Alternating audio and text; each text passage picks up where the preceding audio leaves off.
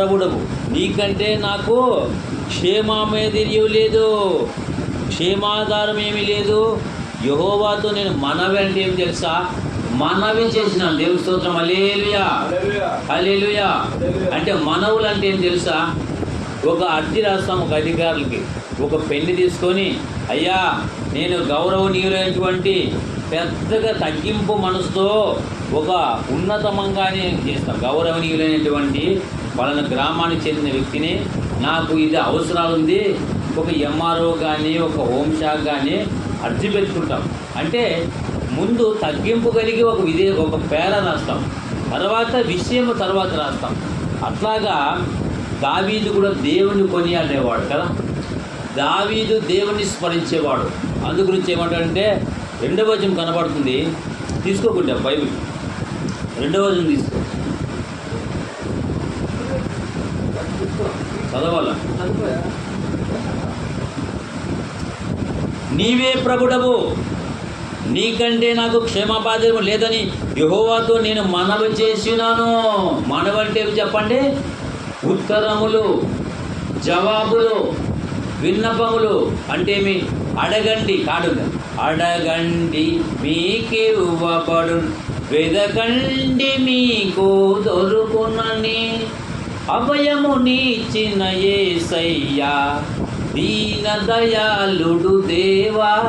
అంటే ఈ దీనదాసుని ప్రార్థన ఆలకించమని మనం ప్రార్థన చేస్తామో అట్లాగా భక్తుల దావీదు కూడా విన్నపం అడుగుతున్నాడు.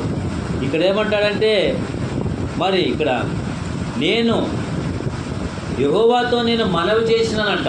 ఎవరు? దావీదు భక్తుడు. ఏమంటాడు? దేవునితోనే, మనుషులతో కాదు. మన మనుషులకి నా మనవులు ముగించుకుంటాను, నా సమస్య అంట. కానీ ఈ వ్యక్తి ఎవరితో మనవి చేసుకుంటాడంట? దేవునితో మనవి, మనుషులతో కాదు, దేవునితో మనవి చేసినాడు. దేవునితో మనవి చేసుకుంటే ఎట్లుంటుందో చెప్పండి? దేవునితోనే మనవులు.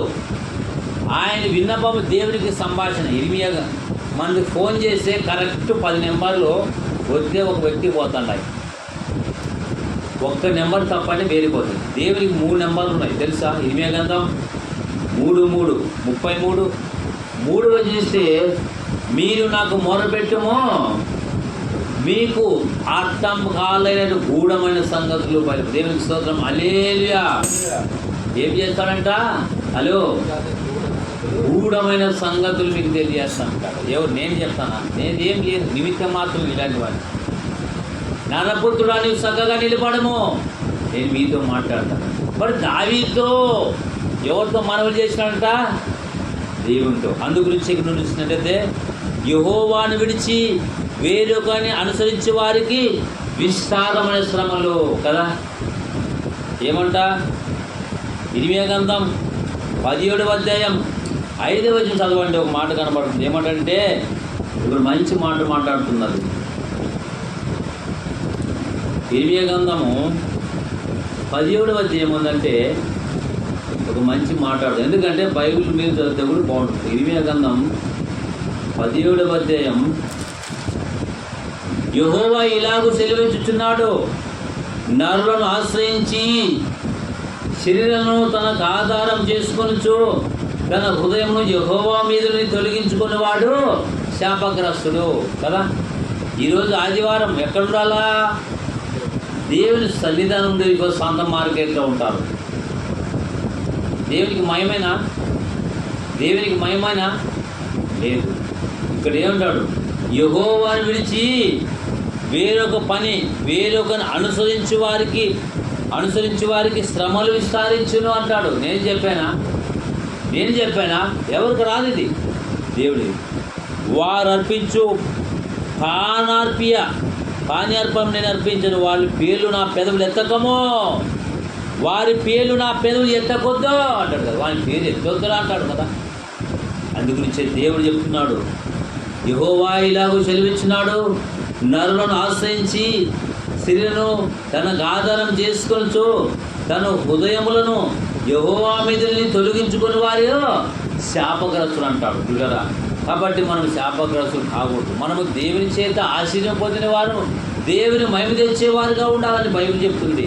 29వ అధ్యాయం నిర్గమకాండం 20:4 చూస్తే ఆకాశం కిందే కానీ భూమి పైనే కానీ నువ్వు ఏ రూపం చేసుకోవద్దంటే ఈరోజు చెక్క చిలువ, కట్టి చిలువ, ఇనుము చిలువ మోసుకొని ఇగ్గుకొని పోతుంటారు. దేవుడు చెప్పాను సిలువను మొక్కని ఇగ్గుకొని పోవాలని చెప్పాను.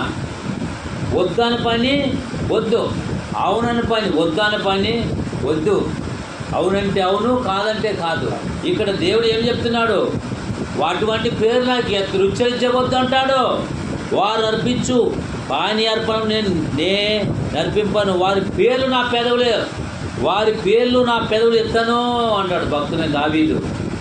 దేవునికి మహిమ తెచ్చేవారిగా ఉండాలి, దేవునికి మహిమ తెచ్చేవారిగా ఉండాలి, కానీ దేవుని శాపకర పేరు ఎత్తవద్దు అని అంటున్నాడు. ఇక్కడ 29వ అధ్యాయం లోపలిన పిల్లలు ఎన్నిసార్లు చెప్పినాను, లోపలిన పిల్లలకి ఏమొస్తాయంట? శ్రమలు వస్తాయి. కాబట్టి పిల్లరా, బైబిల్ గ్రంథంలో చూస్తే యెహోవాను విడిచి వేరొకరిని అనుసరించే వారికి శ్రమలు విస్తారము కదా. అందు గురించే ఎవరిని యూదా ఉన్నాడు బైబిల్లో, ఎవరున్నాడు చెప్పండి? యేసు ప్రభుతో నడిచిన వ్యక్తి, యేసు బలులు చేసిన వ్యక్తి, ఆయన అద్భుతాలు చూసిన వ్యక్తి, ఎన్నెన్నో చేశాడు. యేసు ప్రభులు వాడు ఒక సంచి కనపడింది, డబ్బు సంచి కాదు. యేసు ప్రభువా ఈ వ్యక్తి నేను డబ్బు సంచికి అమ్మిస్తాడని చెప్పింటే యేసు ప్రభు తెలుసు, ఆయన చెప్పలేదు. యేసు ప్రభులు వారు నా బిడ్డ మాట్లాడేమని ఉద్దేశంతోనే ఆయన మనసు దాబెట్టుకున్నాడు. నీ కుమారుడు తప్పు చేసే మనసులో దిగమింగినట్లుగా యూదా ఇస్కరియోతు గురించి వాళ్ళకి చెప్తే వాళ్ళు కొట్టి చంపేస్తారు. కాబట్టి ఆ రహస్యాన్ని యేసుప్రభు పెట్టుకున్నాడు. కానీ లాస్ట్గా ఆయన ముద్దు పెట్టి అమ్మేశాడు. ఎవరిని? యేసు ప్రభు. అయినా శాంతించాడు, అమ్మినా అయినా నా బిడ్డ నా వైపు వస్తాడా అని చూస్తున్నాడు.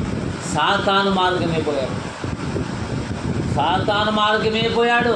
అందుగురించే యెహోవాను విడిచి వేరొకరిని అనుసరించే వానికి శ్రమలు ఎవరెంతో ఇచ్చాడు.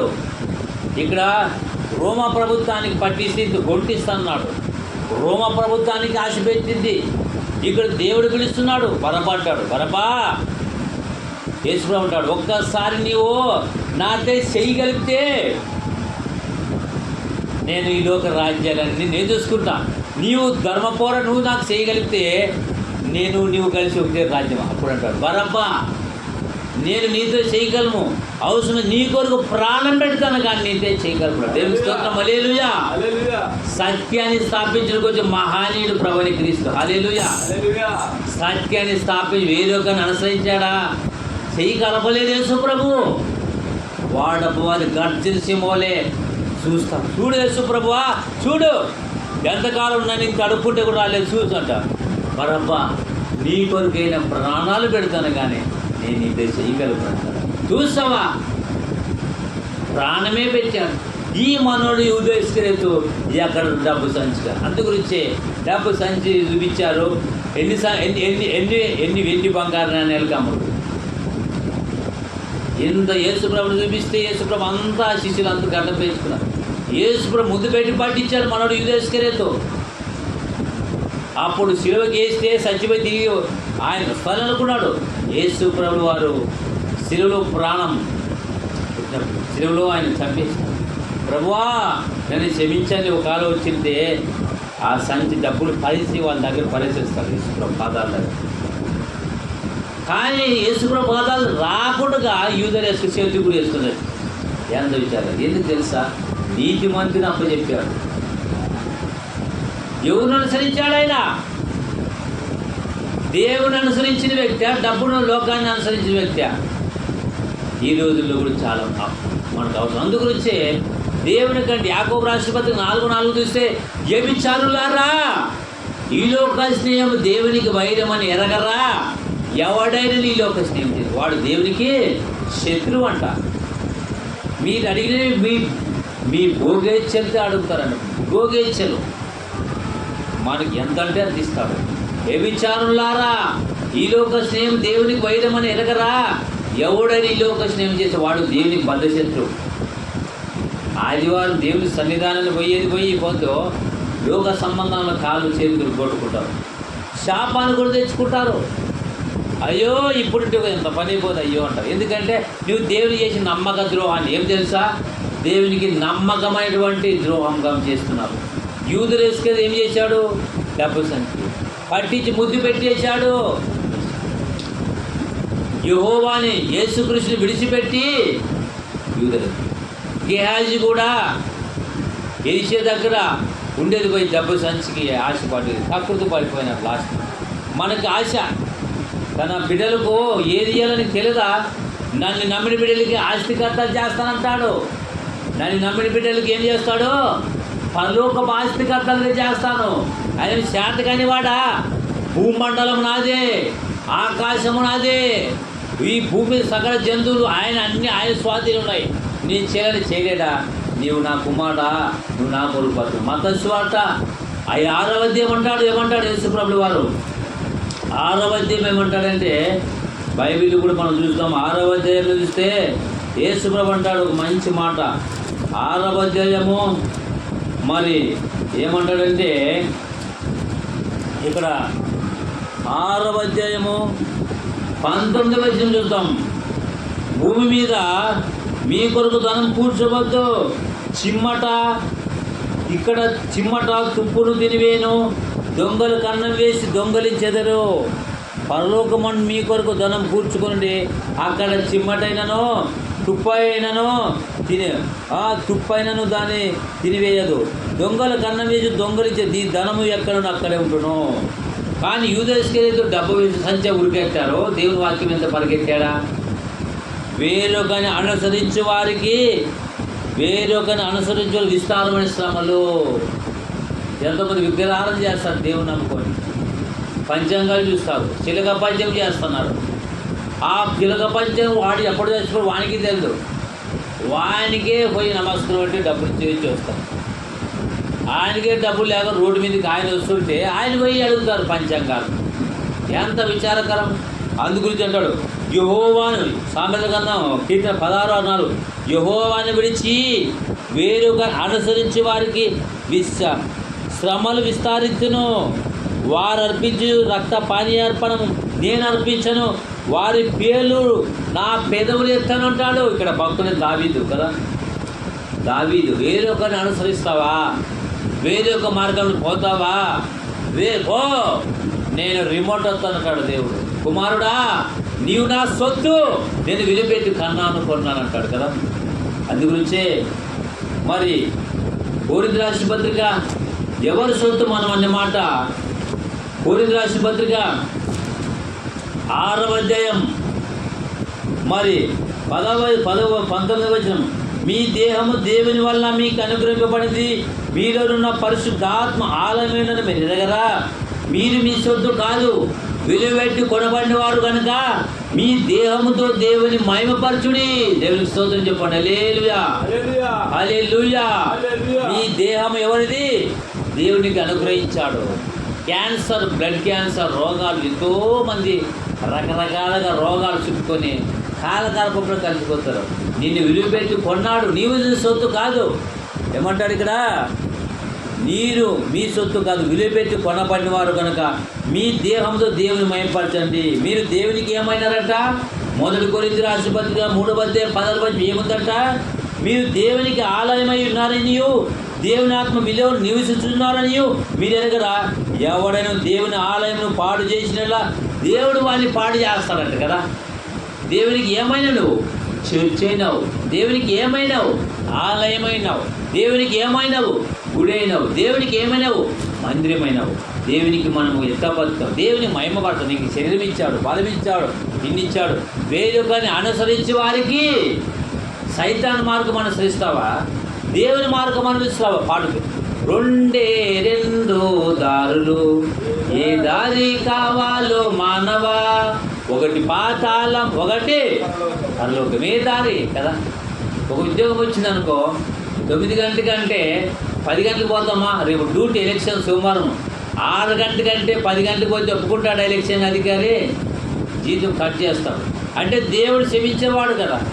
దేవుని దగ్గర రావాలంటే కొంత నిర్లక్ష్యం. అందుగురించే మన బతుకులు అమెరికాలో చూసుకో, 7 గంటల కంటే కరెక్ట్ 7 గంటలు బీగాలు పడతాం గేటు. అందుకుంటే మనం భారతదేశము దరిద్రంగా స్వయం పాటించడం లేదు, దరిద్రంగా ఉన్నారు. మనము దేవుని దగ్గరకు వచ్చాము. ఇక నా దగ్గరకు కాలే, నేను వచ్చి ఆయన మహిమపరచడానికి బతుకు ఇచ్చాడు. మనమంతా ఏం చేస్తాం తెలుసా? ఆయన నామాన్ని గొప్ప చేయడానికి దేవుడు నడిపించాడు కదా. 34వ కీర్తనలో చూస్తే ఇక్కడ ఏం చేస్తున్నాం మనమంతా? ఇక్కడ 34 కీర్తనలు కూర్చుకుందాం. 34 మరి ఇక్కడ చెడ్డవారిని చూసి వ్యసన పడకము, దుష్కారం చేసి వారి మత్సర పడకము, వారు గడ్డి వల్ల తొందరగా గడిపోతారు, పచ్చని కూర వల్ల వాడిపోతారు. యెహోవా యందు నమ్మిక ఉంచి మేలు చేయము, దేశమందు నీ సత్యమును అనుసరించము, యెహోవాను బట్టి సంతోషించము, ఆయనని హృదయ వాంఛలు తీర్చును. ఆయన నామాన్ని మనం చేయాలంట గొప్ప చేయాలి. మనము ఆయన నామాన్ని ఏం చేయాలంట? గొప్ప చేయాల. ఎందుకు చేస్తున్నాం తెలుసా? 34:4 నేను యెహోవా యందు విచారణ చేయగా ఆయన నాకు ఉత్తరం ఇచ్చాను. 2 యెహోవాను బట్టి నేను అతిశయించున్నాను, దీనులు దానివి సంతోషించేది నాతో కూడా ఏకంగా గనపరచుడి కదా. నాకు కలిగిన భయములన్నింటిలో నుండి ఆయనను తప్పించాను. 34:4 కదా. నీకు భయం ఉందా? నీకు శోధన ఉందా? అన్నీ ఇడిపిస్తాడు. దేవునికి స్తోత్రం చెప్పండి. హల్లెలూయా. కాబట్టి అన్న ఒక ఉద్యమం మన వయసులో ఏదైంది, ఆమె దేవుని సన్నిధి విడుకోండి 84 సంవత్సరం దేవుని మోకరికి దేవుని గదగా వణికిపోయి దేవుని సన్నిధి వెనక్కి అన్నా కదా. అందు గురించి యెహోవాను విడిచి వేరొక అనుసరించే వారికి విస్తారైన శ్రమలు ఎవరు విడిచిపెట్టారు? ఆకాన్ని విడిచిపెట్టేశాడు, దేవుని మార్గం విడిచిపెట్టాడు. ఇక్కడ యేసుక్రీస్తు దగ్గర నడిచిన వాడే యూదా ఇస్కరియోతు విడిచిపెట్టేశాడు. అభిరామ సభ్యురాలు మోషే మీద దేవుడానికి చెప్పానా? దేవుడికి ప్రార్థన చేసిన అవి తమ్ముల మీద తిరుగుబాటు చేశారు కదా, వ్యతిరేకం చేశారు. అహరోను వారి మీద కృష్టి వచ్చింది. మోషే మరి ప్రార్థన చేసి దేవుడు స్వస్థపరిచాడు. దేవుని సేవకుడు మోషే. అందుగురించి ఈ జీవితంలో దేవునికి మహిమార్థంగా మనం బతుకుదాం. అందుగురించాడు యెహోవా నీ స్వాస్థ్య భాగం, నా పానీయము, నీవే నా భాగము, నీవే నా భాగమును కాపాడుచున్నావు. మనోహరమైన స్థలము నాకు పాలు ప్రాప్తించేదను. మనోహరమైన స్థలం నీకు పాలు, పరలోక రాజ్యం నుండి పాలు ప్రాప్తిస్తాను. అందుగురించే దేవుని వాక్యం చెప్తుంది, ఒక యూదా ఇస్కరియోతు లాగా ఉన్నావా ఉంటే మానుకుందాం. ఎవరు? ఒక పౌలు వలే. పౌలు అంటాడు బ్రతుకుడు క్రీస్తే సావైనా లాభం. దేవునికి స్తోత్రం. నువ్వు పౌలు వలె ఉండాలనుకున్నావా? ఒక యూదా ఇస్కరియోతు వాళ్ళు ఉన్నారనుకున్నారా? పౌలు ఏం చేశాడు తెలుసు నీకు కదా.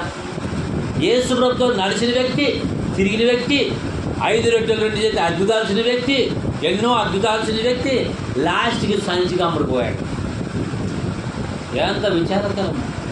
ఈరోజు క్రైస్తవులు చాలామంది కూడా అటువంటి కోవలో పోతున్నారు. అది సరైనటువంటి కోవ కాదు. నన్ను అడుగు, జనములకు నీకు స్వాస్థ్యము గాను భూతిగంతము సొత్తు కానీ నీకు ఏదడిగితే ఇస్తానంటాడు కదా. అడుగుడి నీకు ఇవ్వబడు, వెతుకుడి నీకు ఇస్తాడు. ఈరోజు ఎంతోమంది హాస్పిటల్లో రాలిపోయినారు. కాలు ఆపరేషన్ డెడ్ బాడీ. మొన్న ఎవరు మిట్సాంపురం వేసాను సేవకుడు మొన్న ఈ వారం లేడు, పోయిన వారం ఆ కాలం మరణం. అంతలో ఉండి అంతలో మయమయ అవిరిపంటే ఒక్క క్షణం తీరిపోతే పాతాళం ఉంది. అందు గురించే ఇక్కడ అంటాడు, దేవా శరణు చొచ్చున్నాను, నన్ను కాపాడము, నీవే ప్రభుడు, నీకంటే నేను క్షేమావిధారమేమి లేదని యెహోవాతో నేను మనవి చేసినాను. మనవులంటే ఏమి? అడుగుట, ప్రార్థన చేత. నీవు ఏ అవసరాలతో వచ్చావు, ఏ కోరికలతో వచ్చావు? దేవుని కార్యాలు అశ్రద్ధ చేయవాడు ఏమవుతాడంట? దేవుని కార్యాలు అశ్రద్ధ చేయవాడు అష్టాపు. దేవునికి స్తోత్రం. దేవుని కార్యాలు అశ్రద్ధ చేస్తామా? టైం ఎంత? 7:30కి ఆరంభం. ఇప్పుడు ఎంత ఏం తెలుసా? ఏదో ఒక 5 నిమిషాలు పరీక్షలు. కానీ మన బుడాన్ని కొట్లేసి దేవునికి నష్టమా?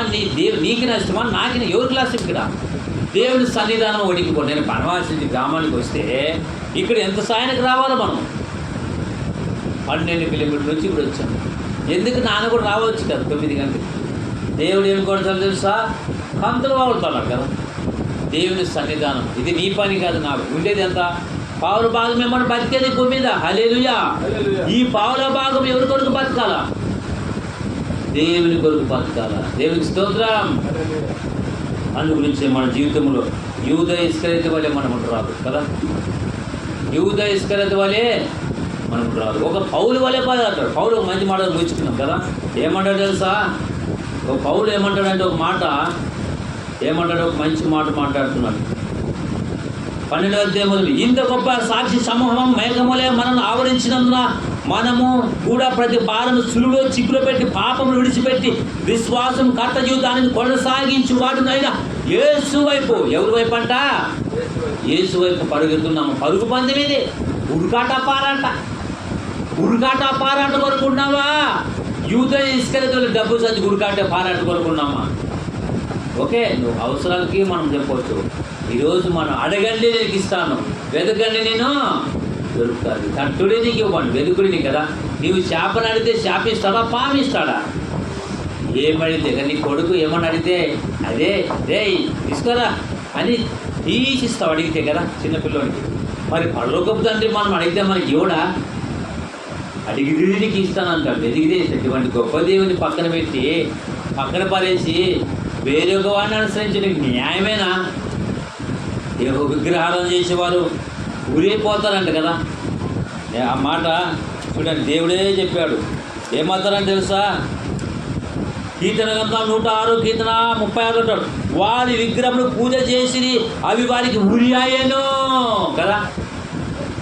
ఏమైనంట? అన్యజనులతో సావాసం చేసి వారికి ఏదో నేర్చుకుని వారి విగ్రహములు పూజ చేసి అవి వారికి ఉరి అయ్యేను. మనువాక మరి డబ్బు నమ్మకం పాడైపోతాడు. దేవుని నమ్ముకుని వాడు పరలోక రాజ్యానికి పోతాడు. దేవుని కంటే డబ్బును ఆశని ఎక్కువ ప్రేమిస్తే బాగా కట్ చేస్తాడు. దేవుడు నేను ఆయన మనిషి కాదు, హే అంటే నవ్వించేకి ఆయన ఒక బ్రహ్మానందము కాదు, ఆయన దేవుడు. మనం నవ్విస్తాము ఆయన, మనం నవ్వితే ఒక మనిషి కాదు. ప్రభువా నేను క్షమించయ్యా అంటే ఆయన దేవుడు కుమారుడు, సర్వశక్తిమంతుడు. దావీదు భక్తులు ఏమంటారు?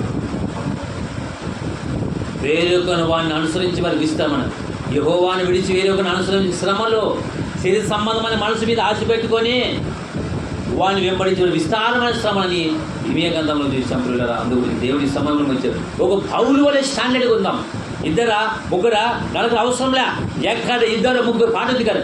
2-3 నామమున ఏకీభవించిన వారి మధ్యలోనా కపడలా ఉండాదినని నా మన దేవుని అరములు తట్టి నిత్యం చూపించటము ఆయనే నా సంగీతము. హల్లెలూయా. ఎక్కడ 2-3 ఉంటాడో ఎక్కడుంటాడంట? అక్కడే ఉంటాడు. మరి ఆయన వైపు తిరుగుతుందమ్మా, మోకరిస్తాం. నీ బాధలు కష్టాలన్నీ దేవుడు తొలగిస్తాడు. ఆయన వైపు తిరుగుదాం, మోకరించుతాం, దేవుడు సాయం చేస్తాడు. మోకరించండి. అనేక ప్రజలని ఆయన దర్శించి నరకాలు పోతున్నామయ్యా.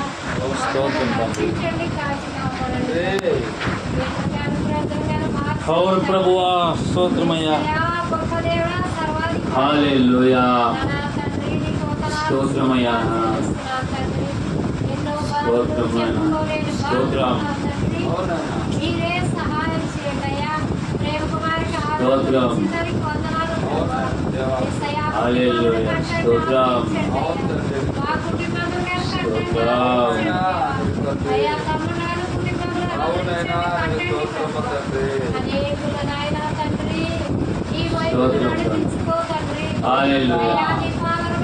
అవును ప్రభువా, స్తోత్రం. చివరి దినాల్లో శ్రమల్లో ఉన్నాము. స్తోత్రం.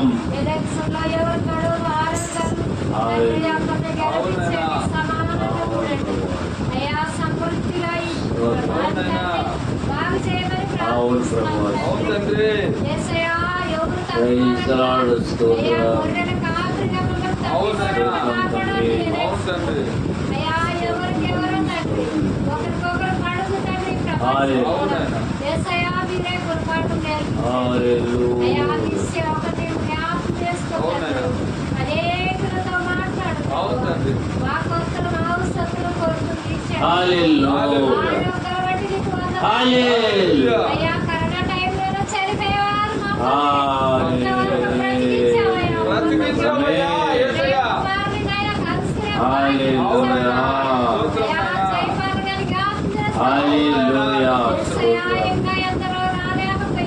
అవును ప్రభువా. నడిపించండి అయ్యా. Praise the Lord.